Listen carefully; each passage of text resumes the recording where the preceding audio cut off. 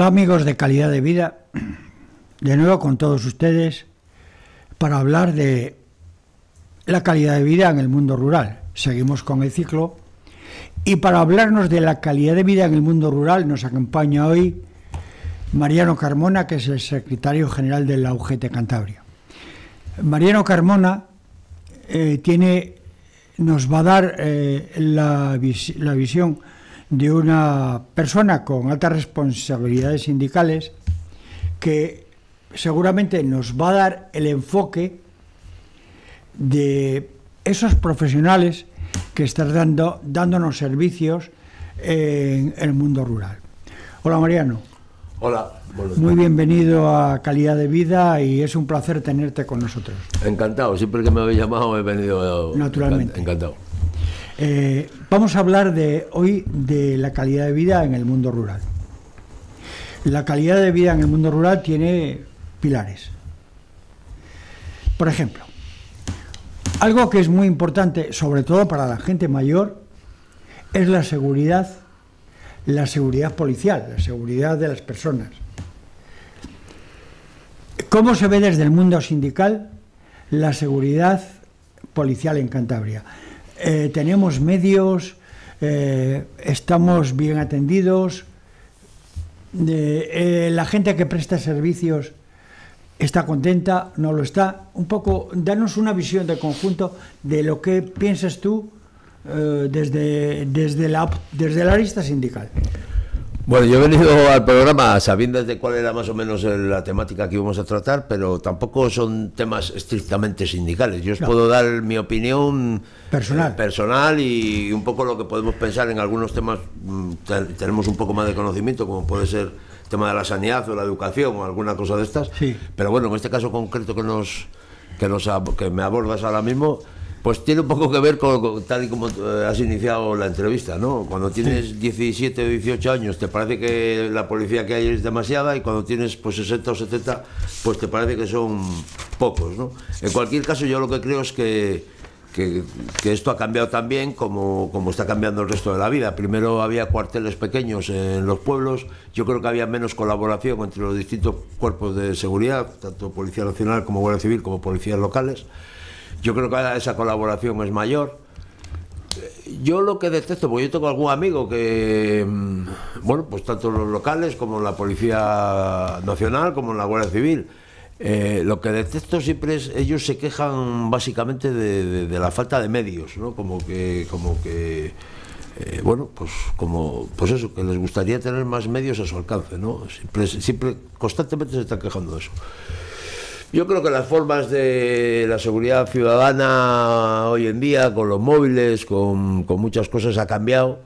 A lo mejor los tiempos de respuesta no son inmediatos, como cuando había primero un cuartel pequeño en diferentes pueblos y tal, había cuarteles pequeños que tenían tal, pero también, igual también por su propia seguridad, esto también, no lo sé cuáles son, desconozco cuáles son las medidas o la estrategia que están siguiendo. Pues sí, para cerrar algunos cuarteles pequeños, para tener menos medios en estos cuarteles pequeños, para tenerlos un poco más centralizados. Quizás se están alargando los tiempos de respuesta cuando hay una incidencia en algún sitio, pues es posible. Yo fundamentalmente creo que esa puede ser la parte que más se detecte, es decir, o que más se perciba, que es el tiempo de respuesta ante un incidente en un pueblo, sobre todo en las zonas rurales, porque en el arco de la bahía, donde hay más concentración de población, las respuestas son más inmediatas. Claro, está la Policía Nacional. No es la local, la nacional, sino la Guardia Civil. Quizás en los pueblos, que depende más, y en todos los pueblos no hay policía local, pues ahí los tipos de respuesta sean más pequeños. Bueno, pues sí, es posible.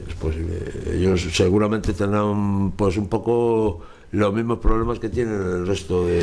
¿Y cómo percibe una persona con responsabilidades sindicales la inquietud sindical que tiene la gente de los cuerpos y fuerzas de seguridad del Estado? Bueno, ellos tienen las dificultades de que ahora tienen algún sindicato o asociación dentro de los cuerpos que tratan de reivindicar mejores condiciones para ellos, tanto salariales, muchas veces se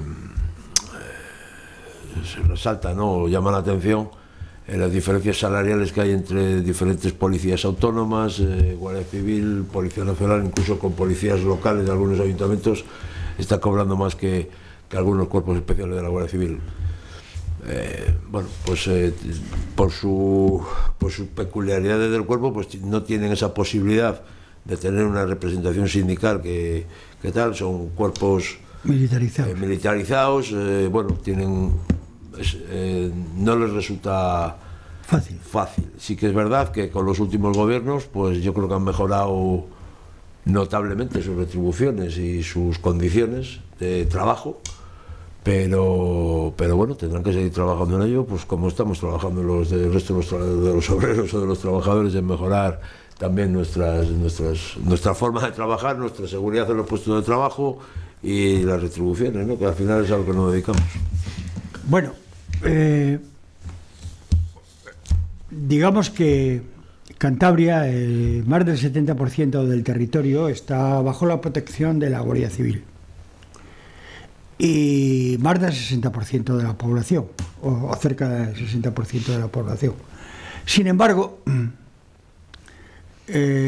quitando Santander y Torrelavega, que por sus características de habitantes tiene la ayuda del Cuerpo Nacional de Policía, en los demás ayuntamientos de la región, en mayor o menor medida, existe la policía local. En la policía local, esa sí que tiene representación sindical, porque tiene mucha actividad sindical. Hay una reivindicación que hacen los policías locales y los responsables de los ayuntamientos, y es que no hay una ley unificada de policía, una bolsa de trabajo común, que los requisitos son diferentes en cada ayuntamiento, incluso las retribuciones son diferentes. ¿Cómo ves, digamos que ese aspecto, esa arista del problema en el mundo sindical? Bueno, pues es que es la vida misma. Hay ayuntamientos que han hecho sus propias normativas, pactan sus retribuciones con las policías locales que consideran, y en otros pues están claramente. Hace poco salía un ayuntamiento de Cantabria que era, digamos, la policía local que peor retribuida estaba, ¿no? Bueno, forma parte de. Al final pues hay ayuntamientos que son más sensibles a esto y otros que no son tan sensibles. Al final no podemos obviar, porque sería ilógico obviarlo, que en algunos casos, en algunos momentos esto ha sido un coladero, ¿no? En algunos momentos pues para lo que siempre pasan estas cosas, ¿no? Pues para meter a fulano, para meter a fulana. Bueno, yo creo que esto cada vez está más normalizado, cada vez todo el mundo está tomando más conciencia de que las cosas hay que hacerlas bien, y forma parte, pues digamos, de la normativa de cada ayuntamiento y de la negociación colectiva que se mantiene dentro del ayuntamiento, y todos son legítimas. Donde hay más capacidad de negociación o donde hay una representación sindical más fuerte, se consiguen mejores condiciones de trabajo. Obviamente. Y donde no hay una representación sindical o las negociaciones se llevan a nivel individual, pues normalmente las condiciones de trabajo son peores y están peores retribuidas. Pero vamos, como en cualquier taller, como en cualquier empresa, como en cualquier fábrica. Sí, naturalmente. Lo que pasa es que, digamos que la implantación sindical en el mundo del sector de la industria, pues está, incluso en el de los servicios, pues bueno, más o menos está estructurado, pero si vamos a los cuerpos y fuerzas de seguridad, has dado una razón importante, la parte de militarización y tal, pues bueno, pues digamos que tiene más dificultad. Una dificultad. Yo creo, insisto, ya te digo, yo a la gente que conozco dentro de estos cuerpos, por un lado Policía Nacional, Guardia Civil, creo que han mejorado sus condiciones. Sí que es verdad que en algunos casos concretos, pues si comparas los sueldos de la Guardia Civil con los de algún ayuntamiento o con los de alguna policía autónoma, pues dices, joder, no parece muy justo lo que está, el reparto no parece muy justo, ¿no?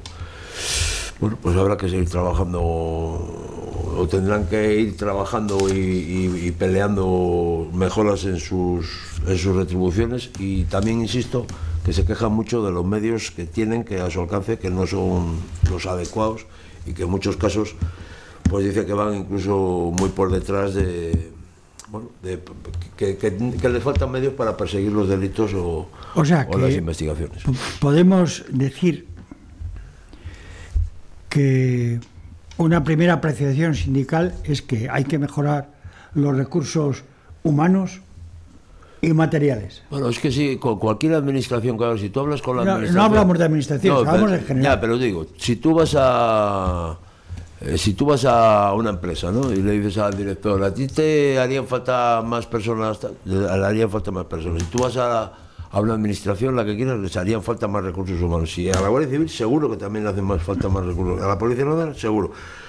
El problema es cuadrar el círculo. El problema es, me imagino que estarán sujetos a presupuestos por supuesto. Pues eso es el tema. Los recursos son los que son. Los recursos, las cosas hoy en día no son finitas, ¿no? O sea, son finitas, no son como hace 30 o 40 años que no había ningún problema. O parecía que había para todo, ¿no? Hoy bueno, había para todo lo que había, ¿eh? Bueno, o parecía que había para todo. Hoy los recursos son finitos, ¿no? Y estarán sujetos a sus presupuestos, están sujetos a, en definitiva, pues a cómo estamos los demás. Yo, en cualquier caso, insisto, y no digo si hay muchos o hay pocos, lo que tienen que hacer es tener los medios adecuados. Me imagino que seguirán una estrategia, insisto, sobre todo para el medio rural, que será de colaboración seguramente con las policías locales, pues para poder hacer frente a todo. Y bueno, pues es una situación como otra cualquiera, como la puede haber en sanidad, en educación o en cualquier industria de Cantabria. Perfecto. Bueno, pues hablando de sanidad, otro de los pilares que sustenta la calidad de vida de las personas es la sanidad, indudablemente. En Cantabria se percibe, en general en esta mesa hemos visto que hay dos realidades sanitarias diferentes. Dentro de una buena calidad sanitaria, dos diferentes. Una que es Valdecilla, su entorno, que es un hospital de referencia nacional, europea, que Valdecilla es Valdecilla, y el resto.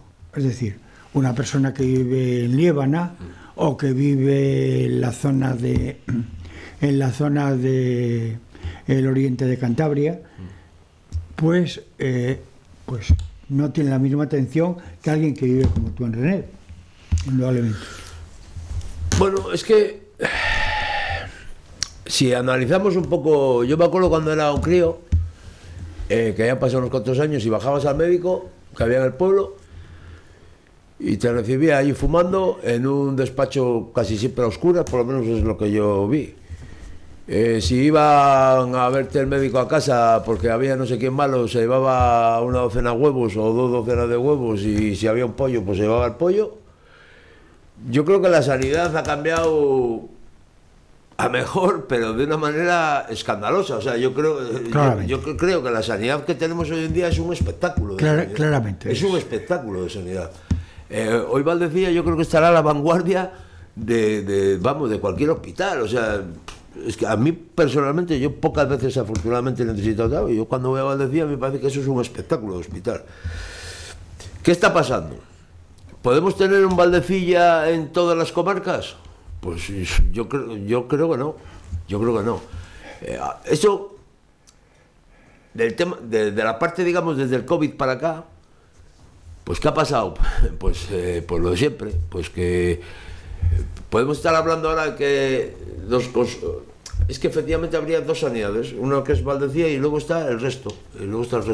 Los consultorios rurales o la atención primaria, pues yo creo que hay que mejorarla y mucho, pero porque muchas veces no tienen recursos, es que no tienen recursos de personas que estén ahí trabajando. Especialidades en los hospitales comarcales, pues hay sitios que han quitado algunas especialidades. Pues habrá que convencer a los profesionales y retribuirlos adecuadamente para que estén dispuestos a ir a trabajar al área, para que estén dispuestos a ir a trabajar a los centros de atención primaria, para que estén dispuestos a ir a trabajar a Reynosa, a Campó. Claro, es que ese es el tema. Ahora, la sanidad en general que tenemos, me parece un espectáculo. Y la calidad de los profesionales, me parece un espectáculo. Y la calidad de las instalaciones, pues serán mejorables, no te digo que no, pero a mí me parece que están bien. ¿Y habrá que mejorarlo? Seguro. ¿Que hay coberturas o plazas que no se cubren? ya te digo yo que eso no se está haciendo bien. Que la atención primaria está desbordada en algunos casos y en otros casos no atienden adecuadamente porque están desbordados, pues claro que está pasando. Habrá que dotar. Es que esto siempre se habla de lo mismo, es como el tema de las pensiones. El sistema de pensiones no es sostenible. El sistema de pensiones es sostenible siempre que tú quieras que sea sostenible. Y la sanidad es sostenible. La sanidad ya sabemos que va a ser deficitaria, que es un agujero, claro, pero es que es nuestro... Precisamente se ha diseñado para eso. Bueno, pero es que es uno de los pilares fundamentales de España y del estado del bienestar, claro. Del estado del bienestar. Entonces, es fundamental. Lo que hay que dotarle de los medios que necesite. Ya. Pero tiene que haber voluntad de dotarlo. Lo que no, o sea, con lo que no estoy de acuerdo es con estas cosas nuevas que se están llamando ahora las colaboraciones público-privadas en la sanidad, ¿vale? Porque cuando son colaboraciones público-privadas, aunque algunos se empeñen en decir que salen más barato y que se gestionan mejor, es absolutamente mentira. Que me digan dónde. No hay un solo ejemplo en España. No hay un solo ejemplo en España. ¿Qué es? ¿Que las extracciones de sangre ahora se hacen mejor en la Comunidad de Madrid que lo que se hacían primero? No. ¿Los cribados de mama de Andalucía, que es otra colaboración pública, ha dado buenos resultados? No. No hay colaboración público-privada las colaboraciones público-privadas son negocios. Se convierten en negocios. A la sanidad, si queremos que sea pública, si queremos que sea de calidad, tiene que ser pública. Tiene que ser pública y hay que dotarla de los medios necesarios, que nadie tiene por qué decir si son muchos o son pocos. Porque en este país, para unas cosas, o sea, para las pensiones, es mucho el gasto en pensiones. Para la sanidad, es mucho el gasto en sanidad. Pero para otras cosas hay dinero a trisca, ¿eh? Para otras cosas hay dinero a trisca. Entonces lo que hay que hacer es creer en una sanidad pública y luego desmentir una serie de bulos que se están colando por ahí entre la sociedad a través de los TikTok y esto, que no hay que leer nada, que te entra por la vista y que tal. Parece que tenemos la sanidad pues para los inmigrantes cuando vienen a trabajar a España, parece que es que colapsan la sanidad, o sea, son una serie de barbaridades y de cosas, cuando luego analizas los datos y ves que es absolutamente mentira. Pero bueno, está de moda ahora este tipo de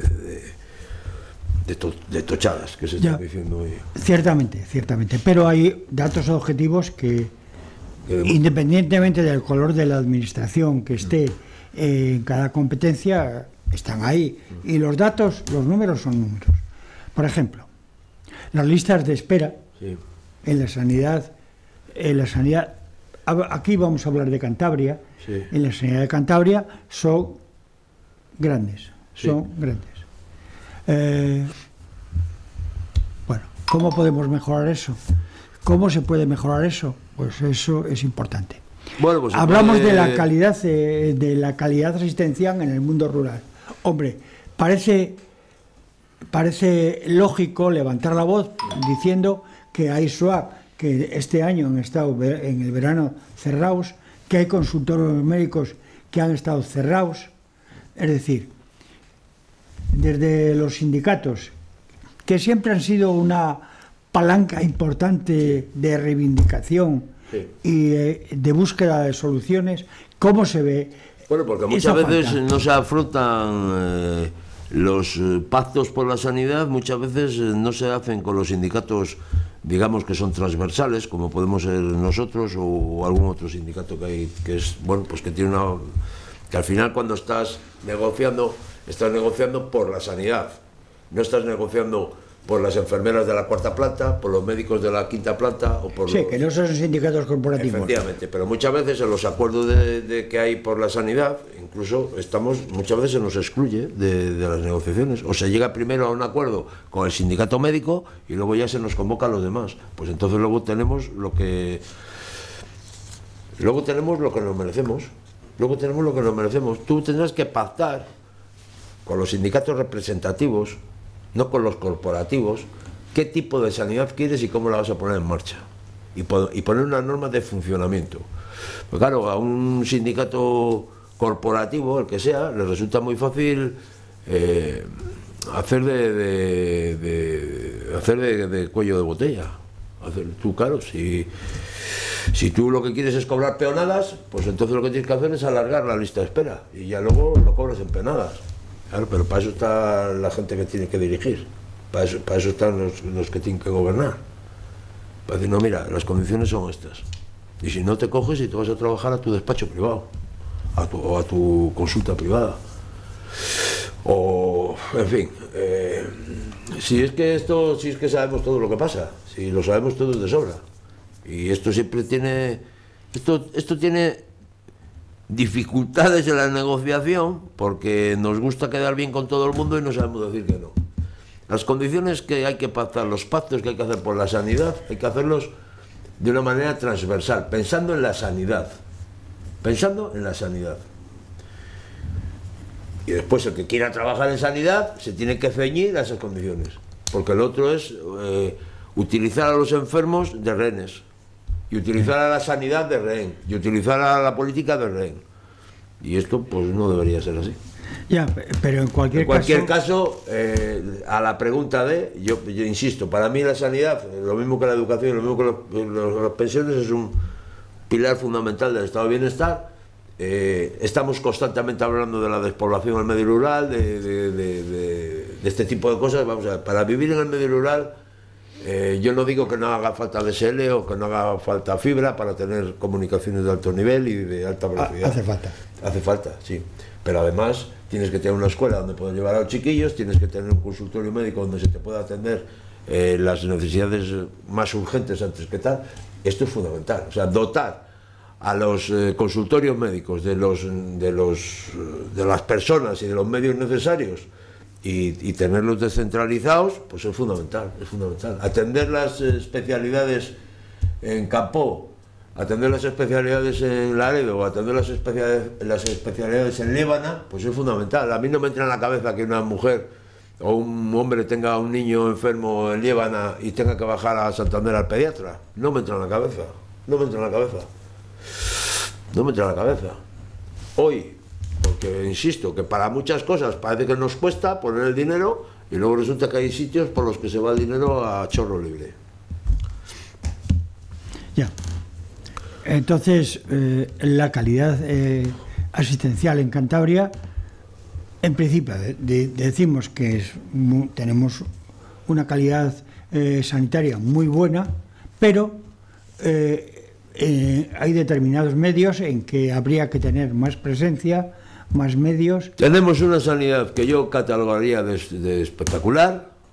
Hoy vas a Valdecilla, que te atiendan a que te el problema es ir a Valdecilla. Y es un espectáculo. Y luego tenemos carencias en la atención primaria, tenemos carencias en especialidades en los hospitales comarcales, y no tenemos, yo creo, en algunos casos concretos, políticas sanitarias que vayan en la dirección correcta. Yo creo que, insisto, las colaboraciones público-privadas no son una solución, son un negocio. Y se ha puesto de manifiesto recientemente en otras comunidades y en algunos casos también aquí en Cantabria. Muy bien. Bueno, pues ustedes tienen claro cuál es la opinión de alguien con altas responsabilidades sindicales. Es que a mí hay una cosa que me duele, o sea, me da rabia, ¿no? Y es escuchar a la gente como que tenemos un sistema sanitario que, vamos, que esto es tercermundista, que esto es lo peor, que no. Eso no es verdad. Tenemos un sistema sanitario que es un espectáculo. Es un espectáculo de sistema sanitario. Pero hay otras carencias que tendremos que trabajar en mejorarlas. Pero no podemos estar permanentemente en la desesperación, como que esto que tenemos no merece la pena, o estar pensando en seguros privados, en cosas que son absurdas, que es que tú vas a un seguro privado y el día que tienes un problema tienes que ir a Valdecilla. Claro. El día que tienes un problema tienes que ir a Valdecilla. Evidentemente te lo digo por experiencia. Y esto es lo que yo creo que se traslada a la mayoría de la gente de una manera equivocada. Ahora, especialidades en las comarcas, sí, hay que mejorarlas. Atención primaria, claro que hay que mejorarla. Que hay que dotar a las personas que ahí trabajan de los medios necesarios para que sea atractivo para ellos ir a trabajar allí. Porque si no, pues prefieren trabajar en el Arco de la Bahía. Si es que es normal. Eso lo preferimos todos. Es que es normal, claro, es que es normal. Entonces hay que poner medios. Insisto, la sanidad, la educación, las pensiones tienen que ser sistemas públicos, no pueden ser colaboraciones público-privadas, porque entonces son negocios público-privados. Las colaboraciones público-privadas son negocios. Ya, perfecto, sí, se te ha entendido perfectamente. Tenemos una calidad sanitaria buena, francamente buena. Yo estoy completamente de acuerdo, no debía dar mi opinión, pero la puedo dar, y yo que lamentablemente he tenido que utilizar Valdecilla, chapo, punto. Lo que pasa es que lo importante es poder llegar a Valdecilla. Eso sí. Llegar a Valdecilla. Bueno, ahora vamos a hablar de otro tema que mejora la calidad de vida en el territorio, y es la atención al sector primario, el mundo de la agricultura y la ganadería. ¿Cómo se percibe desde el punto de vista sindical la atención que se da en esta tierra nuestra a este sector? ¿Está suficientemente atendido? Bueno, yo creo que esto he hablado bastantes veces de él, sin ser un grandísimo conocedor del medio rural, o sea, del sector primario, porque no lo soy. Sí que hemos hecho alguna experiencia en él y conozco a la gente que se dedica a ello. Nosotros siempre decimos que una de las cosas en las que yo creo que Cantabria puede mejorar notablemente es precisamente en el desarrollo, en el potencial, precisamente el sector primario. ¿Por qué te digo esto? Todos nos acordaremos cuando el COVID o cuando las diferentes crisis energéticas que ha habido posteriores al COVID, que parece que coincide todo, cuando el tema del grano y del cereal con la guerra de Ucrania. Al final yo creo que el que tengamos una comunidad que sea equilibrada en los tres sectores productivos, es decir, que tengamos una industria que podía ser mejor, sí, que la industria reparte más dinero, sí, que la industria los salarios son mejores, sí, que quizás sea más cómodo de trabajar en la industria que en el sector primario, sí, pero al final el que tengamos tres sectores productivos que estén equilibrados, que aporten al PIB prácticamente, que tengan porcentajes parecidos, hacen de la comunidad una comunidad más económicamente y socialmente más sostenible.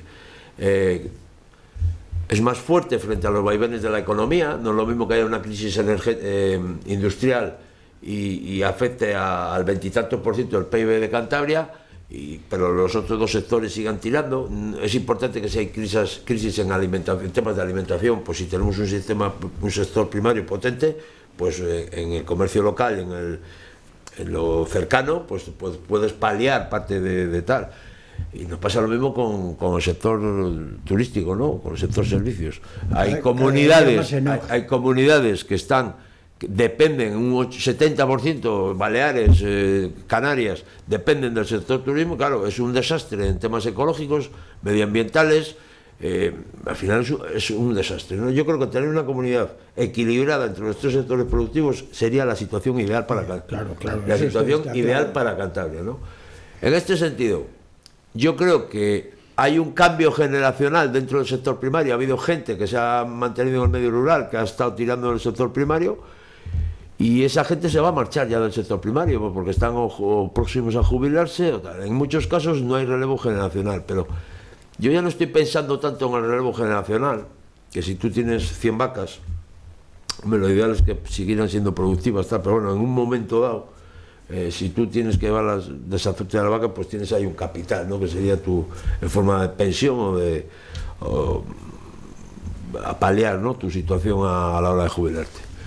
El problema es que, donde yo veo realmente el problema es que en la pérdida del conocimiento. Es decir, después que haya una serie de gente que se jubile o que se marche del sector primario, no va a haber relevo generacional.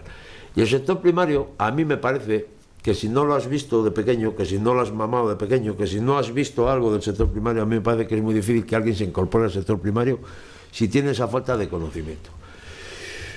Entonces ahí sería desde... yo esto lo digo muchas veces, pero es que somos muy dados hoy en día a malinterpretarlo todo, ¿no? Yo creo que los esfuerzos en el sector primario no deberían ir tanto encaminados a seguir subvencionando algunas actividades que vienen siendo subvencionadas los últimos 20 o 25 años y que no acaban y que no van a ser nunca tractoras del sector primario. Yo tampoco me parece que haya que convertir Cantabria en una Almería, ¿sabes lo que te quiero decir? No, pero sí que hay algunos cultivos, algunas cosas, pues que aquí en Cantabria se podrían estar haciendo bien y que no se están ni haciendo ni bien ni mal, no se están haciendo, ¿no? No hay, no sé, por ponerte un ejemplo, ¿no? El tomate de invierno, ¿no? Pues en tomate de verano le tiro todo el mundo, tomate de invierno. Bueno, pues tampoco parece que hay tantas iniciativas en el tomate de invierno. Sin embargo, hay países de Europa del Este que cultivan tomate, que tienen tomate cuando sería, digamos, nuestro invierno, ¿no?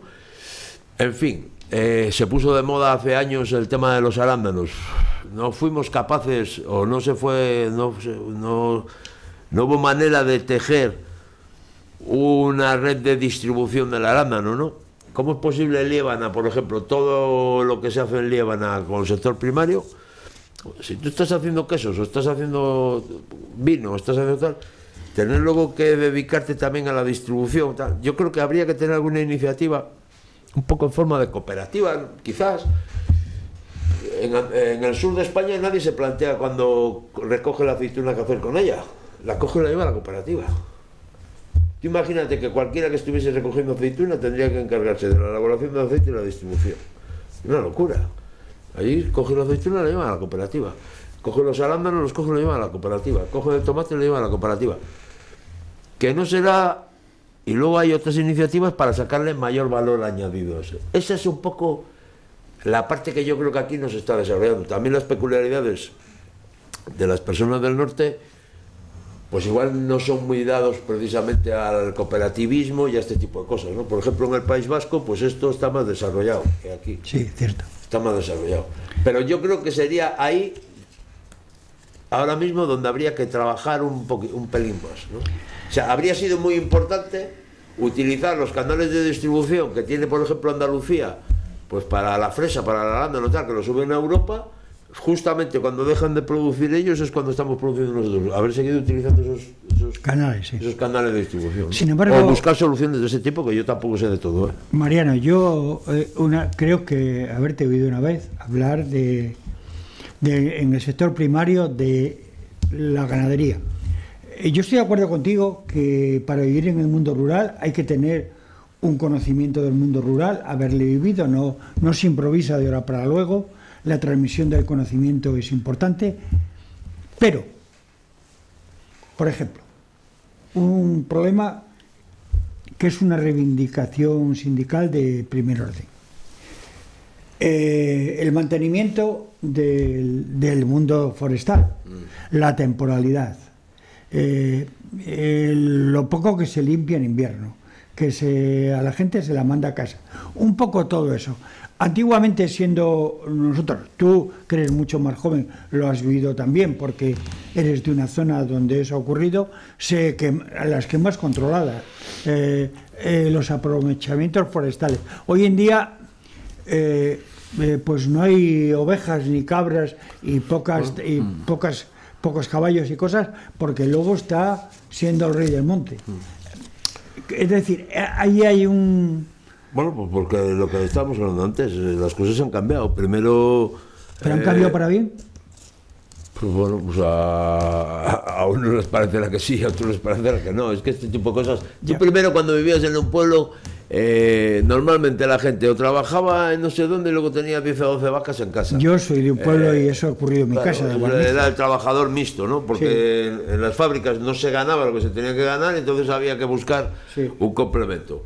Sí. Ese complemento pues te facilitaba el tener que ir y limpiar una parte del monte para hacer ahí una finca para no sé qué, pues una parte que ya estaba limpia. Luego soltaban a las vacas al monte para pues otra parte que se limpiaba. Eso hoy ha cambiado, y eso lógicamente, si queremos...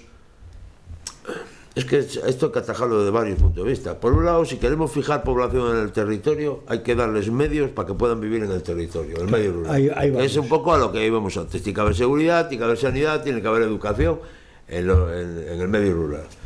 Tiene que haber comunicaciones, tiene que haber carreteras, tiene que haber transporte público. Esa es la clave para que la gente vaya a vivir. Si la gente va a vivir al medio rural, pues el que más y el que menos va a hacer algo en el medio rural. Entonces el medio rural va a ser más sostenible. Eso es lo que pasa. Yo recuerdo que había un chaval de San Pedro del Romeral que trabajaba conmigo en Colindres. Bajaba hasta Renedo y iba conmigo en el coche hasta 1 hora y pico hasta Colindres y 1 hora y pico hasta otra vez por la tarde hasta San Pedro del Romeral. Y me decía, Mariano, yo es que no puedo dejar de vivir aquí. Y dice, porque tendré 80 o 90 ovejas, unos caballos, tal. Dice, el día que si yo me voy un año de aquí, esto desaparece todo. Porque claro, son fincas además que necesitan estar constantemente. Sí. Bueno, yo creo que aquí en Cantabria el tema de los agentes forestales y tal, aunque funciona mejor que en otros sitios, pero también pues tienen falta de medios, pues lo de siempre. Además lo manifiestan ellos permanentemente. Salarios muy bajos, falta de medios, quizás. Temporalidad. Bueno, aquí yo creo que están ocupados prácticamente todo el año, pero sí, luego hay otros que no sé ahora mismo ese tema cómo estaba. Yo creo que había gente que coincidían con ellos solo en algunas campañas y tal. Sí. Pero sobre todo se quejan de la falta de medios y sobre todo, digamos, de las acciones preventivas para luego evitar estos macroincendios que vemos, tal, ¿no? Habría que hacer pues una labor preventiva que a ellos les ocupara todo el año con unas mejores condiciones salariales y de trabajo, porque encima son trabajos que son muy duros, muy sacrificados, por eso demandan su tema de bombero forestal, pues porque están trabajando en unas condiciones pues absolutamente en precario, ¿no? Y con bajos salarios y con malas condiciones. Y eso es un poco lo que te puedo así decir en general, sin entrar en muchos detalles. Bueno, yo insisto que no sé de todo, ¿eh? Por supuesto, pero tienes opinión de todo en función más que nada principalmente del cargo que ocupas.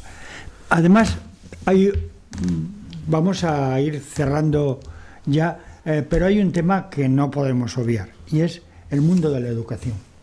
Sí. Cantabria está en este momento en pie de guerra por una reivindicación salarial que yo no puedo juzgar si es justa o no lo es, no. Lo que sí que nos llega es la queja recurrente de las familias que viven en el mundo rural, que se cierran escuelas, y supongo que darán sus razones para ello, porque no se puede tener una escuela en cada sitio, pero los niños pasan muchas horas en el autobús, los maestros les cuesta ir a los pueblos, hay falta, es decir, si queremos fijar territorio, que siga el conocimiento, que el mundo rural se habite, tendremos que dar un lugar a la educación.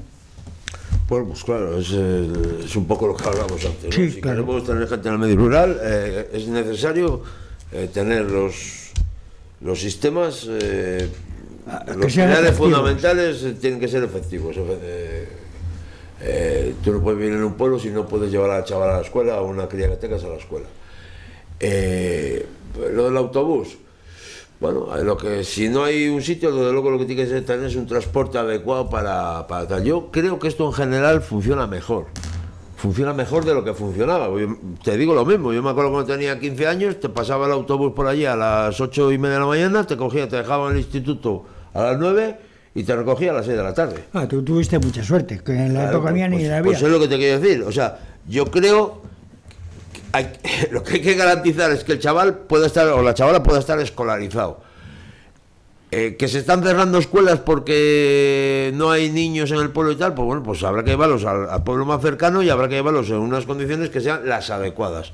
Hace tiempo se estuvo hablando de la posibilidad de utilizar el transporte regular también para el transporte escolar, pero yo creo sinceramente que mezclar, que parecía una medida que era asumible, pero también en el entorno rural, pues mezclar los niños, las niñas, igual no es lo adecuado, no lo sé. En cualquier caso, lo que hay que garantizar es un transporte. Vivir en Cantabria no es barato, o sea, dar servicios en Cantabria no es barato. Esto lo explica, por ejemplo, muy bien Miguel Ángel. Miguel Ángel Revilla esto lo explica muy bien. No es lo mismo ir a Albacete y tener que prestar una serie de servicios públicos en Albacete, sin decir que O donde esté haya una concentración, la orografía será diferente, que dar un servicio pues en poblaciones, o en la Vega de Paz, o en Campo. Es que no podemos hay que garantizar la escolarización y hay que garantizar un transporte adecuado. Eso está clarísimo, Vienes a decir... Y tú imagínate luego, además, porque el problema luego se agrava, porque luego, por ejemplo, cuando pasas a la universidad, pues tienes becas, tal, pero por ejemplo, si vives en un sitio de estos, si tienes que hacer un módulo de grado superior, y a lo mejor el módulo que tienes que hacer no le hay en el instituto más cercano, pues tampoco nadie te da una beca para que vayas al otro instituto. O sea, que incluso con la mejoría del sistema sigue habiendo limitaciones. Hay que mejorar. Sigue habiendo limitaciones. Bueno, las reivindicaciones que están haciendo los profesores, pues a mí me parecen muy lícitas. Claro. Me parecen muy lícitas. Yo esto lo he criticado varias veces, no soy muy dado a criticar a los partidos políticos y tal, pero yo creo que aquí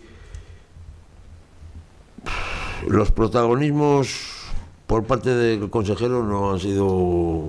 Y además me consta que en otras facetas de su actividad y tal lo hace bien, pero en este caso concreto yo creo que no ha acertado.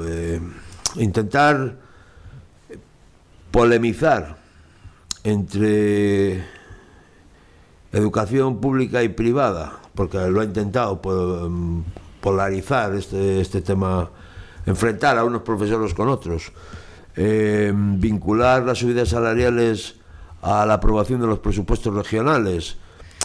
Yo creo que en la estrategia, a mí es que lo de la amenaza permanente no me va. Me siento cómodo en ella, pero no me gusta. Hombre, es parte del sindicalismo. Pero que constantemente la otra parte de la mesa te esté amenazando, pues a mí no me gusta. Y yo te insisto que yo me siento cómodo en la amenaza. A mí personalmente no me disgusta. Pero yo creo que la negociación se basa un poco también en la confianza, en la buena fe, y entonces igual es más fácil. Si las dos partes muestran, igual es más fácil. Yo creo que se han equivocado en la estrategia. Las subidas que tienen pactadas y tal las van a tener que asumir sí o sí, yo creo. Y desde luego la otra parte de la pregunta, si hay que potenciar la educación al medio rural y darle los medios de transporte adecuados para la gente que no tenga tal, pues totalmente de acuerdo. Y hablando de subida, ¿y no te parece llamativo? Porque ya que has introducido el tema, ¿y no te parece llamativo que esta reivindicación se plantee después de tantos años? Es decir, no es una constante sindical estar constantemente, independientemente de quién tengas enfrente, por lo menos en mi época era así, estar constantemente exigiendo, reclamando derechos laborales. ¿Pero no es así ahora o qué? Han pasado muchos años sin que haya habido una reivindicación. En España hay, por ejemplo, un gobierno social. Que no sé si me... Te digo esto, no, porque hay mucha gente que es muy dada a decir, no, es que solamente se recrimina o se piden las cosas cuando está el Partido Popular. En España está el Partido Socialista y se ha subido el salario mínimo, o sea, habrá que intentar volver a subir, o sea... eso no tiene que ver. Eso es lo que te quiero decir. Yo creo que las reivindicaciones se plantean, pues habrá habido... el tema de educación, desde el principio lo desconozco, me imagino que habrá ido habiendo negociaciones, no habrán ido tal, y al final pues han intensificado los temas. Sin más, yo creo que forma parte de lo que es el diálogo, en este caso sindical y sectorial, ¿no? Bueno, digamos que... Tú piensas el lío que ha habido, por ejemplo, con la reforma laboral para conseguir tal, que además fíjate cómo se aprobó por un voto que se confundió, recuperar los subsidios para menores de 52, salario mínimo. Se plantean las negociaciones. Bueno, yo creo que independientemente de quién está en la otra parte, se plantean pues cuando surgen los temas y también cuando se considera que se pueden sacar, porque no siempre no siempre es fácil. A veces aprovechar el momento es importante también. No, siempre. El momento es el momento. En una época de crisis tú no puedes pedir. Eso está claro. Eso está claro. Escuchándote un poco el conjunto, mi opinión es que sois todos los que habéis intervenido en esta mesa muy coincidentes, aun estando lejos, sois muy coincidentes. Coincidentes en una cosa: el mundo rural, que es el que nos ocupa, necesita más atención, una discriminación positiva. Es decir, no es lo mismo vivir aquí que vivir en poblaciones. No, no tiene que ver. Ni parecido. No. Y hay que ayudar a vivir en poblaciones, porque el médico rural pues tiene que ir hasta allí, porque hay una serie, los niños tienen que desplazarse por una serie de cuestiones que hay que hacerlas atractivas. Y creo que yo no sé quién para decir de qué forma, si fiscalmente, si con ayudas directas, indirectas, no sé cómo, pero habrá que ayudar positivamente a la gente que se ocupa de esos entornos. Bueno, yo creo que fundamentalmente en el entorno rural lo que tiene que tener son servicios adecuados que permitan vivir ahí. Justamente. Tú no puedes tener a una persona mayor viviendo en un pueblo sin transporte público. Mira, es otro tema que a mí me parece que en Cantabria es muy mejorable. Yo sé que ahora, además fue una propuesta nuestra dentro de los presupuestos regionales, que se unificara de alguna manera la posibilidad de hacer un transporte público, que tú te puedas mover por Cantabria en transporte público, ¿no? Hay países de Europa que llegas allí, sí, bajas del aeropuerto, tienes que ir a ver no sé qué, coges un autobús, coges un metro y te mueves por el país prácticamente, o por la región prácticamente sin necesitar un coche. Tú vienes aquí a Cantabria y si quieres conocer Líbana, tienes un autobús para arriba, ¿sabes lo que te quiero decir? Yo creo que tendríamos que tener una red de transporte interna, primero, que facilitaría la movilidad laboral, y eso facilitaría pues todo lo demás que hemos estado hablando. Es decir, que tendrías la posibilidad de moverte por Cantabria dentro de una red de transporte público. Yo creo que yo por lo menos cuando lo he hablado con el consejero, creo que no he analizado, porque no le tengo, entre otras cosas, el modelo de red de transporte que están poniendo en marcha con una única tarjeta, que eso ya facilita las cosas, pero desde luego van en el camino adecuado. O sea, lo que tampoco podemos es estar constantemente criticando cualquier iniciativa. Por lo menos hay una iniciativa y va en el camino adecuado. Luego habrá que modificar, habrá que redefinir, habrá que instalar nuevas rutas o habrá que quitar otras que no se utilicen, no lo sé. Pero va en el camino adecuado. Yo creo que hay que tejer una red de transporte en Cantabria, y eso facilitaría también el transporte rural. Porque, hombre, si tú vives en un pueblo y te pasa una línea regular, aunque sea a 8 kilómetros, pues ya el problema es de 8 kilómetros, no de 88, ¿sabes lo que te quiero decir? Entonces, yo creo que hay que ir dando pasos en ese sentido. Y, desde luego, sanidad, educación, servicios mínimos de todo. O sea, si es que al final hace falta servicios de banco, 1000 cosas. Sí, naturalmente, vivienda, rehabilitación. Vivienda ahora mismo. Yo lo decía por estos 4 años, ¿no? que vamos, estos últimos 4 años que vamos a estar. El tema de vivienda hay que afrontarlo de una manera definitiva. O sea, hay que afrontarlo de una manera definitiva. ¿En dónde van a vivir los chavales que tienen hoy 20 y tantos años? Hay que afrontarlo de una manera definitiva. No estamos frente a otra burbuja igual como la que se produjo en los años 2007, 2004, no estamos igual en una burbuja como esa, porque entonces lo que te pasaba es que prácticamente te daban todo lo que querías, se infravaloraba. Es de signo contrario, completamente. Ahora no tiene nada que ver, o sea, ahora es un tema más de que, bueno, se han disparado un poco los precios, se han disparado los precios también de los suelos, materiales, mano de obra. Bueno, es un poco más caro todo en general. Y los bancos no dan el crédito con tanta fluidez. Pero también es otro de los temas que hay que afrontar para poder vivir en el medio rural. Es otro de los temas que hay que... O sea, al final, si quieres vivir en el medio rural, tienes que poder vivir y a un precio que sea asequible. en el medio rural y fuera del medio rural, ¿no? La vivienda ahora mismo es uno de los problemas del siglo XXI para los chavales, ¿no? Sí, ciertamente, sí, ciertamente. Y se precisa una colaboración entre todas las administraciones, porque realmente estamos abordando problemas que no puede solucionar una administración. Es decir, ni la local, ni la autonómica, ni la nacional por sí mismas tienen la capacidad para hacerlo, sino una unión efectiva de todas las administraciones con voluntad de construir, de hacer. Y lo que parece que queda claro después de la conversación con Mariano es que una discriminación positiva en el mundo rural, ayudas de algún tipo, no definimos cuál, pero sí que ayudar a esta gente, porque antes hablaba de una cosa muy importante. En el mundo rural no se improvisa, la transmisión del conocimiento corre el riesgo de cortarse y después ¿qué vamos a hacer? Es decir, hay gente que va a vivir a un pueblo porque es muy bonito vivir a un pueblo, pero coño, cantan las gallinas y le molestan.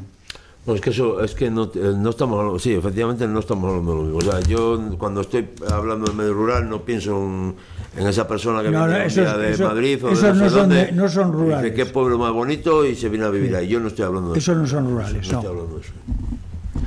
Perfectamente, no, sí, yo te he entendido perfectamente. Es decir, en el mundo rural hay que mamar. Es que vivir en el mundo rural no es eso, no es ni vivir de rentas, ni trabajar de diseñador gráfico por internet y luego pretender vivir en el mundo rural como vivías. El mundo rural es el mundo rural, con sus ventajas y sus inconvenientes. En el mundo rural nieva, hace no sé qué, tal, pero después tienes otras ventajas, que es que las cosas andan de una forma diferente. No es lo mismo vivir aquí en Torrelavega, que vas a la consulta del médico, que vas andando, que vivir en Cabezón de Líbana, que tienes que irte al consultorio de Potes para una atención primaria. No, bueno, es que no tiene nada que ver en general, no tiene nada que ver nada, efectivamente. Eso, cuando tienes 40 años, cuando tienes 80, pues ya ni te cuento. Ya ni te cuento, claro. Pues nada, muchas gracias, Mariano. Hemos excedido el tiempo, ha sido un placer charlar contigo, nos has dado un punto de vista diferente, pero muy consciente, que tenemos que hacer todo lo posible por contribuir a ayudar a mejorar la calidad de vida de nuestros ciudadanos. Yo creo que lo que tenemos que darle o transmitir a la gente es un poco de tranquilidad en general. Yo creo que ahora mismo la crispación política, tanto en España como en la región, como tal, la polarización que se está haciendo de muchísimas cosas, la queja permanente que se está haciendo de muchísimas cosas, yo creo que hay que relativizar todo un poco, porque tenemos un buen sistema, vivimos en un muy buen sitio, tenemos unos buenos servicios en general, sí. Y resulta que oyes a la gente hablar y tenemos la sensación de que estamos viviendo en países que distan mucho de la realidad que tiene en este momento España. Otra cosa es que nos gustaría que todo fuera mejor y otra cosa es que tengamos que dotar a los sistemas de mejores herramientas, de mejores medios o de más profesionales, pero coincides plenamente con todos los que hemos pasado por esta mesa. De cualquier signo político, todo el mundo dice que estamos en un sistema bueno, que sí, que es mejorable, que hay que darle más medios, pero que es bueno y que la calidad de vida en general es buena. Pues muchas gracias, Mariano, un placer haberte tenido con nosotros hoy y que hayas dado tu punto de vista, que es un punto de vista valioso y autorizado, para que los ciudadanos de Cantabria puedan comprender mejor cuál es nuestra realidad social hoy. Gracias, Mariano. Gracias a vosotros por llamarme. Hasta luego.